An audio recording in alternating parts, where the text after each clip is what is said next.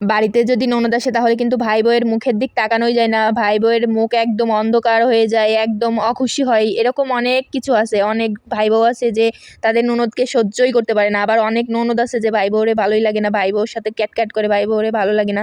এরকম কিন্তু অনেকেই আছে। তবে আজকে আমাদের বাসায় আমার ফুফু আসবে, তো আজকে আমার ফুফুর জন্য কি কি আয়োজন করা হচ্ছে সেগুলোই আপনাদেরকে দেখাচ্ছি। আজকে আমাদের বাসায় আমার 3 ফুফু আসবে, আমার মা কি কি রান্না করবে আমি সেটাই আজকে আপনাদেরকে দেখাচ্ছি যে কি রান্না করতেছে তাদের জন্য। এই যে ধামা বড়া চাল, এখান থেকে আলা চাউল বের করে নিচ্ছে মাপ দিয়ে যে কতটুক লাগবে না না লাগবে, আর এই চাল দিয়ে কি করবে এইটাই আপনাদের দেখাচ্ছি।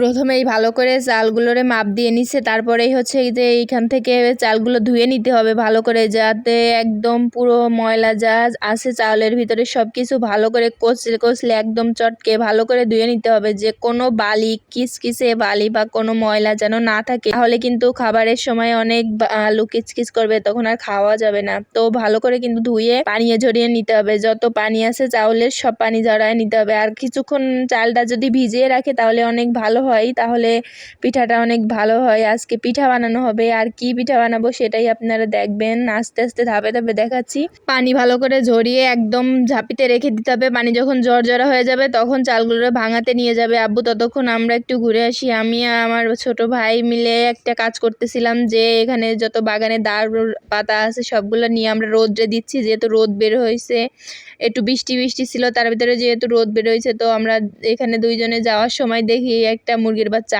যেহেতু নতুন ব্রয়লারের বাচ্চা আনছে, তো সেই বাচ্চা থেকে একটা বাচ্চা বেরিয়ে গেছে। তো আমার ভাই এটা উঁচু করে ধরতেছে, বলতেছে এখান থেকে যদি ছাইড়া দিই তাহলে কি অবস্থা হবে, এখান থেকে পড়লে কেউ বাঁচবে না, মারা যাবে। আমি বলতেছি তুই এখান থেকে এটা ফালা দেস, মা যদি তোরে দেখতে পারে তাইলে তোরে ওই রকম ভাবে ফালায় দেবে। পরে এইগুলো করতে করতেই আব্বু চলে আসছে, তো আমাদের আটাও সিদ্ধ করা হয়ে গেছে। এই যে প্রথমে দুটো সাজ দেখালাম, এটা হচ্ছে আমাদের সিয়াই পিঠার সাজ।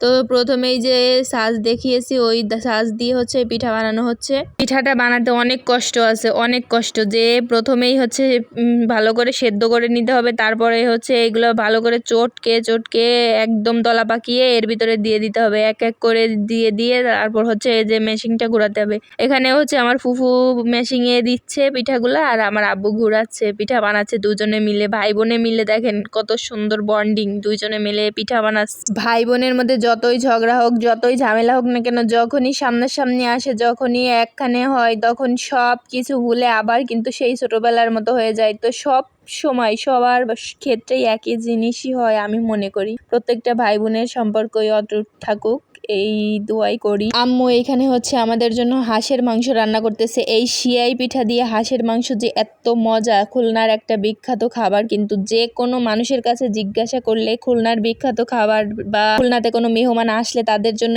স্পেশালি রান্না করা হয় খুলনার যে ঐতিহ্যবাহী পিঠা সিয়াই পিঠা এবং হাঁসের মাংস।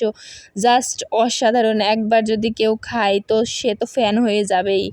আম্মু এখানে রান্না করতেছে, আর ওইখানে আব্বুরা পিঠা বানাচ্ছে। পিঠা বানানোর পরে এই পিঠাগুলো কিন্তু আবার সেদ্ধ করা হবে, আবার পানিতে সেদ্ধ করা হবে। আমি কিন্তু জাস্ট কিছু কিছু ক্লিপ নিছি, সব ক্লিপ নেওয়া হয়নি, যার জন্য আমার এখন দেখাতে পারতেছি না। এগুলো কিন্তু আবার পানিতে দিয়ে ভাপে দিয়েও সিদ্ধ করা হয়। সিদ্ধ করার পরে এই যে আমি খেতে চলে আসছি, জাস্ট অসাধারণ, আপনাদের কি বলবো, এত মজা।